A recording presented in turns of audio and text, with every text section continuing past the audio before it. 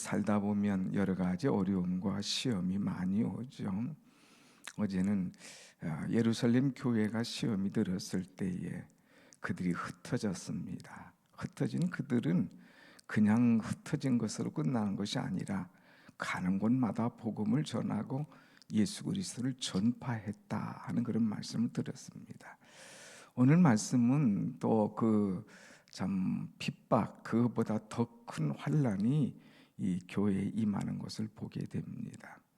오늘 1절 말씀 보면 그때에 헤롯 왕이 손을 들어 교회 중에서 몇 사람을 해하려 하여. 이제는 헤롯 왕이 교회 사람들을 핍박하는 것이 아니라 죽이려고 작정을 하는 거예요. 실제로 한 사람을 죽입니다. 2절 보면 요한의 형제 야고보를 칼로 죽이니 그랬어요. 야고보를 칼로 죽였다고 그랬어요. 그럴 때에 어떤 일이 일어나느냐, 3절 보면 유대인들이 이 일을 기뻐하는 것을 보고 이게 무슨 일이냐, 이런 일을 할 수가 있느냐 하는 것이 아니라 박수를 친 거예요. 유대인들은 교회가 부흥하는 것, 이들이 정말 주 앞으로 나오는 것이 마음에 안 들었거든요. 그런데 이 야고보를 죽인 것을 보고 박수를 치면서 환영했더라, 기뻐했더라 그랬어요. 그럴 때 헤롯이 이 사람들이 좋아하는구나, 하나를 더해야 되겠다 해가지고 누구를 잡으려 하느냐 하면 베드로를 잡아서 죽이려고 합니다. 그래서 4절 말씀 보면 3절 베드로로 잡으려 할세 때는 무교절 기간이라. 베드로도 잡았어요. 근데 그때는 이 무교절 유월절 기간이라 일을 행할 수가 없었습니다. 그래서 그를 감옥에 넣는 것을 보게 됩니다. 베드로는 아무 죄도 없이 중죄인 취급을 받아서 지금 감옥에 들어가서 쇠사슬로 묶여 있는 것이죠. 사랑하는 여러분, 교회가 생각지도 않은 핍박이나 어려움이 오면 그것은 사단의 역사라고 생각하면 틀림이 없어요. 우리는 이 사단의 역사, 특별히 사단의 역사는 교회를 흔들고 교회 지도자를 흔들려고 그럽니다. 그럴 때에 우리가 잘못해서 소문에 또 사람의 입방아에 넘어가면 큰일이 나는 거죠. 그 베드로, 교회에 이제 베드로를 잡으면 교회가 흔들릴 수밖에 없음을 알고 사단이 막 역사하는 거예요. 여러분, 교회가 핍박이 오고 어려움이 오고 지도자가 참 굉장한 힘든 일을 처할 때에 우리가 할 것이 있다면 무엇인가? 오늘 본문의 말씀은 그것을 보여주고 있어요. 교회가 어렵고 지도자가 순환을 당할 때에 우리가 할 일은 무엇인가 하는 거예요. 여러분 5절 말씀 한번 같이 보겠습니다. 5절 다 같이 시작. 이에 베드로는 옥에 갇혔고 교회는 그를 위하여 간절히 하나님께 기도하더라. 교회에 위기가 왔어요. 이 위기가 왔을 때에 그들이 한 일은 뭐냐? 베드로는 옥에 갇혔습니다. 그럴 때에 교회는 그를 위하여서 간절히 하나님께 기도하더라 그랬어요. 근데 여러분, 어떻게 교회가 기도를 하겠습니까? 교회가 기도할 수 없는 거죠. 사실 교회에 온 성도들, 교회에 온 이 하나님의 사람들이 기도하는 거예요. 그런데 개인이 기도하지만 여기 표현은 교회가 기도하더라 그랬습니다.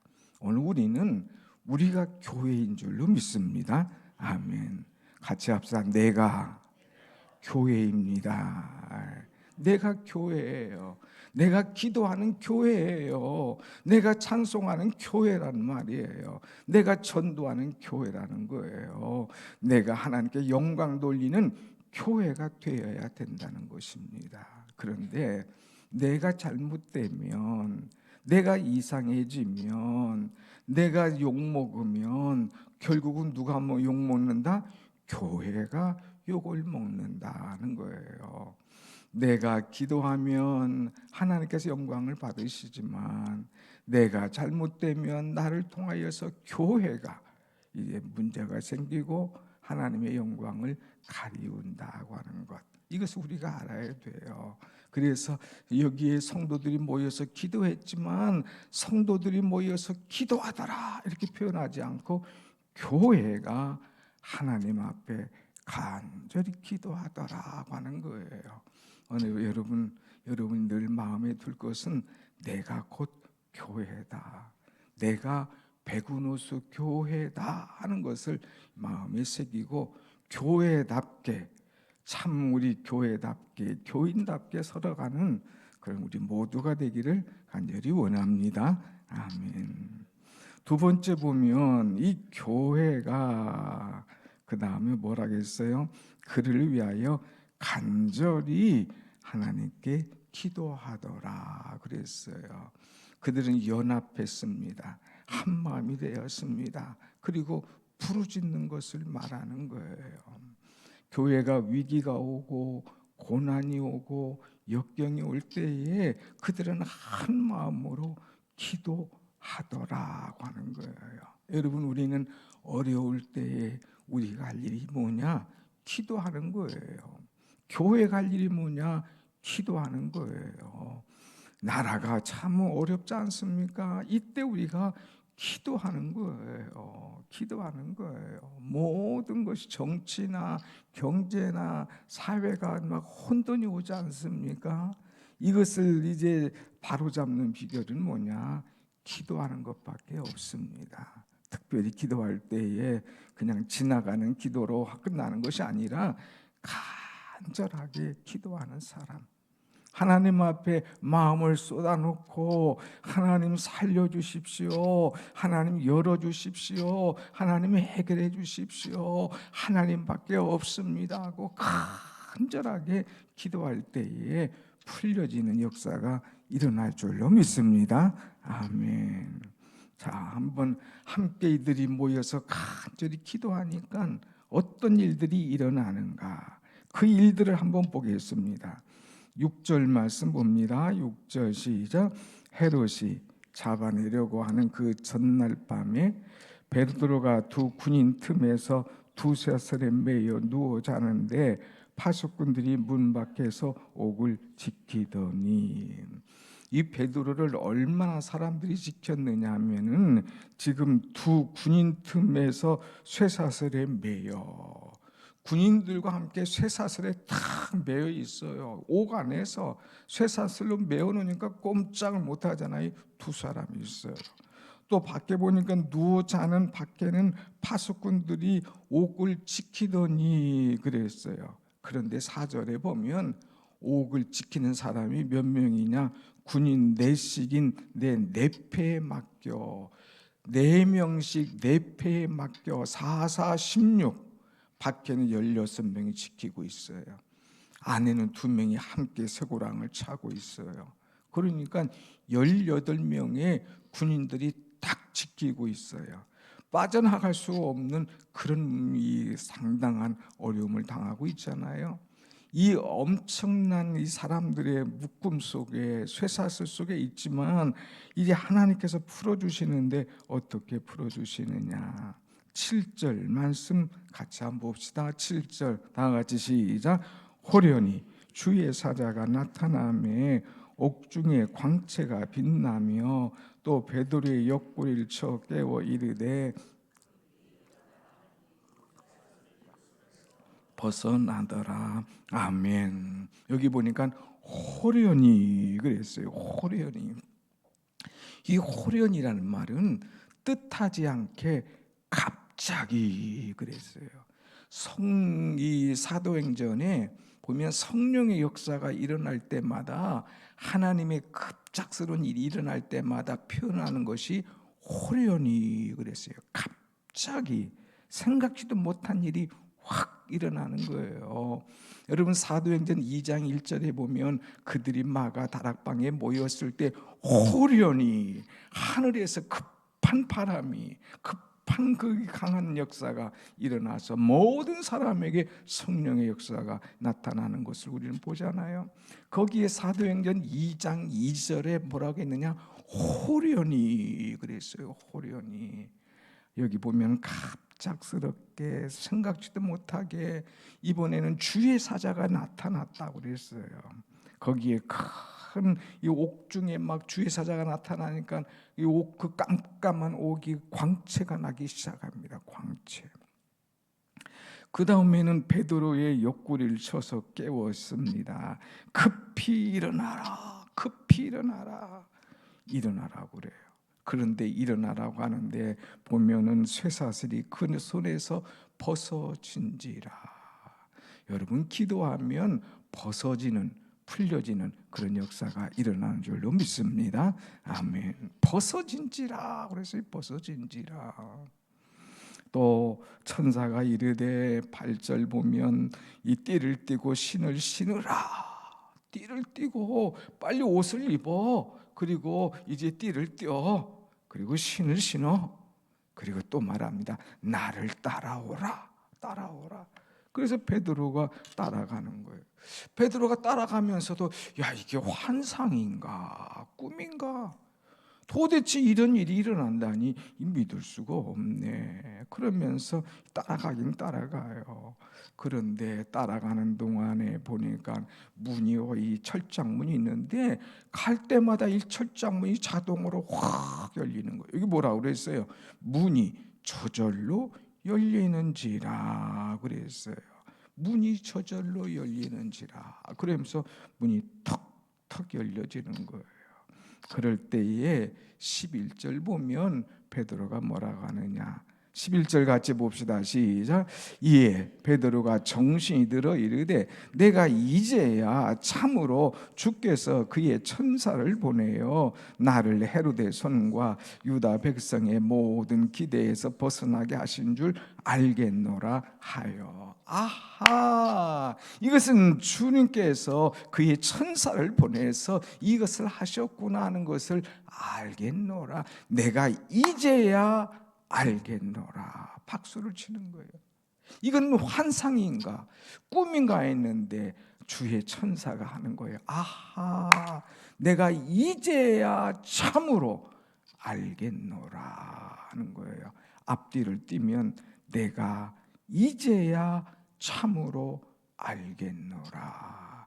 여러분, 기도하면서 하나님의 은혜를 깨닫고 아하, 이제야 하나님께서 내 속에 역사하시는 것을 내가 알겠노라 하고 고백하고 간증하고 감사하고 찬송할 수 있는 여러분의 신앙이 되기를 축원합니다. 아멘. 기도하면 하나님께서 열어주셔요. 여기 보니까 저절로 열리는지라 그랬어요. 자동문입니다. 기도하지 않으면 닫혀 있어요. 꽁꽁 묶여 있어요. 해결할 수 없어요. 그런데 기도하니까 열려지더라, 풀려지더라 그랬어요. 시편 107편 보면 인간의 문제가 4가지가 있어요. 어디를 가야 될지 알지 못해. 갑자기 나를 막 이 가진 쇠고랑이 묶어놔. 그리고 어떤 것을 먹어도 안 좋아. 죽을 병에 걸렸어. 또 사업이 갈수록 망가지고 막 바람이 불고 풍랑이 불어. 이럴 때에 해결 방법은 하나예요. 내가 주께 부르짖음에 부르짖으니까 어디 가야 될지 몰랐던 그 사람에게 길을 열어주는 거예요. 부르짖어 기도하니까 모든 쇠사슬이 다 풀어지는 거예요. 기도하니까 말씀을 보내서 위경에서 건져주시는 거예요. 부르짖으니까 광풍이 부는 것을 고요하게 하고 거할성으로 들어갈 수 있도록 하나님께서 열어주시는 거예요. 사랑하는 여러분, 기도하면 하나님께서 열어주시는 줄로 믿습니다. 아멘. 기도하니까 내가 이제야 기도의 맛을 알았구나. 내가 이제야 하나님께서 역사하시는 것을 깨달았구나. 이렇게 좀 기도를 통하여서 하나님을 경험하고 은혜를 체험하고 하나님께 영광 돌릴 수 있는 그 은혜가, 그 박수 소리가 여러분 속에 터져나오기를 간절히 축원합니다. 아멘. 자, 그래서 이제 베드로가 나왔어요. 이제야 하면서 나왔어요. 하나님께서 역사하시는 것. 하나님 길을 내시는 하나님, 하나님 문을 열어주시는 하나님, 하나님 내가 해결할 수 없는 것을 해결하시는 하나님, 하나님은 모든 성도의 기도에 응답하시는 하나님이신 것을 알고 베드로가 왔어요. 12절 말씀 한번 봅시다. 12절 시작. 깨닫고 마가라 하는 요한의 어머니 마리아가 집에 가니 여러 사람이 거기에 모여 기도하고 있더라. 베드로가 가는 장소가 뭐예요? 이들이 나를 위하여 기도할 것이다 믿고 그 기도의 장소로 가는 거예요. 보니까 정말 바릉두렁두렁두렁 기도하는 소리가 들리는 거죠. 그래서 13절 베드로가 문을 두드립니다. 그때에 로데라고 하는 이제 어린 젊은 아이가 나왔습니다. 와가지고 보면 베드로야. 보니까 베드로야. 그래서 문 열어줄 생각 안 하고 너무 좋고 너무 깜짝 놀라서 그냥 문은 열어줘야 되는데 그건 나중에 하고 사람들에게 가서 여러분 베드로가 살아왔습니다. 베드로가 지금 대문 밖에 서 있습니다 하면 막 좋아가지고 난리예요. 그럴 때 사람들이 뭐라고 그래요? 진짜냐? 야, 하나님 우리 기도를 들으셨구나. 할렐루야 하지 않고 야, 이 녀석아 내가 미쳤구나. 지금 베드로가 옥에 있어. 헤롯이 얼마나 단단하게 지키고 있는 줄 알아? 이제 며칠 있으면 죽을 목숨인데 그거 살아났다고. 너가 미쳤구나. 그 베드로를 다 들어요. 그런데 이제 베드로가 그들에게 나갑니다. 16절 같이 봅시다. 시작.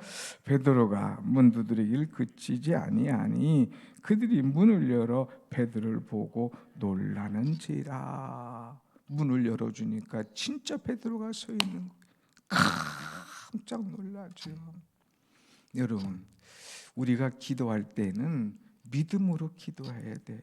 입으로는 죄 해놓고 죄야 고쳐주옵소서, 주여 열어주옵소서, 주여 문을 열어주시고 주여 흥하게 하여 주옵시고 막힌 담을 헐어주옵시고 사업이 열려지게 하시고 하나님 앞에 기도하는데 기도는 실컷 해놓고 나가자마자 딴소리 하는 거예요. 의심하는 거예요. 부정하는 거예요. 네가 기도한다 그거 되냐 하면서 엉뚱한 소리 하는 그런 사람들도 있는 거죠. 아니에요, 여러분. 기도할 때는 부정하지 말고 의심하지 말고 믿음으로 기도하라 이거예요. 믿음으로 기도할 때 하나님의 역사하심을 우리의 눈으로 보게 될 줄로 믿습니다. 아멘. 기도는요, 내가 보는 거예요. 기도한 대로 하나님께서 이루어 주신다니까요. 기도한 대로. 자, 이렇게 기도를 응답하시는 이제 하나님을 베드로가 보면서 그들에게 말합니다. 얼마나 좋아합니까? 그러면서 조용하게 이렇게 하나님께서 역사하셨노라. 내가 이렇게 갇혀 있는데 주의 천사가 호련히 나타나서 나를 풀어주고 따라오라고 하고 나오라고 해서 나도 이것이 생신지 꿈인지 환상인지 몰랐는데 내가 하나님께서 천사를 보내어 된 것을 깨달았노라 하면서 간증을 하는 거예요. 그 다음에 너 나가서 이 말을 전해. 하나님께서 하셨어. 주의 성령께서 하셨어. 주의 천사가 보내셔서 이렇게 됐어. 이 말을 전하라 하고 떠나서 다른 곳으로 가니라 그랬어요. 다른 곳으로. 왜 그럴까? 베드로는 지혜가 있었어요. 막 이 안에서는 감옥에서 난리가 났잖아요. 베드로 없어졌다. 이거 잡아와라. 어디 갔냐? 뻔하다. 그 잡으러 올 거 아닙니까? 자기 때문에 또 많은 사람이 피해를 당할 것을 알고 베드로가 다른 곳으로 피해서 다른 곳으로 가니라 하고 17절에 말하고 있습니다. 지혜가 있는 거죠. 그런데 여러분 정말 중요한 것이 20절 이하의 말씀 보면 기도하는 사람은 살아났어요. 핍박이 와도 환난이 와도 죽음이 와도 하나님 앞에 기도할 때에 하나님께서 베드로를 살리셨습니다. 그런데 베드로를 죽이려고 했던 이 헤롯은 어떻게 되느냐? 마지막에 보면 사람들이 헤롯이 나타나면 와, 이것은 신이다, 이것은 사람이 아니다 막 박수를 치던 그 헤롯이 23절 보면 이제 주의 사자가 그를 치니 벌레에게 먹혀 죽으니라. 벌레 하나 이기지 못하고 죽었다고 하는 거예요. 하나님의 사람은 군대를 이기고도 살아나는데 하나님께 영광 돌리지 않고 자기 자랑하는 사람은 벌레 하나 때문에 죽어가는 그런 일이 일어난다고 하는 거예요. 여러분, 우리는 누구 때문에 살고 무엇 때문에 죽느냐? 예수 때문에 살고 하나님의 은혜로 살 수 있는 사람이 될지언정 벌레 때문에, 돈 때문에, 세상 때문에 죽어가는 어리석은 자가 되지 않도록 늘 깨어서 기도로 승리하는 여러분의 하루가 되기를 축원합니다. 아멘. 기도하겠습니다.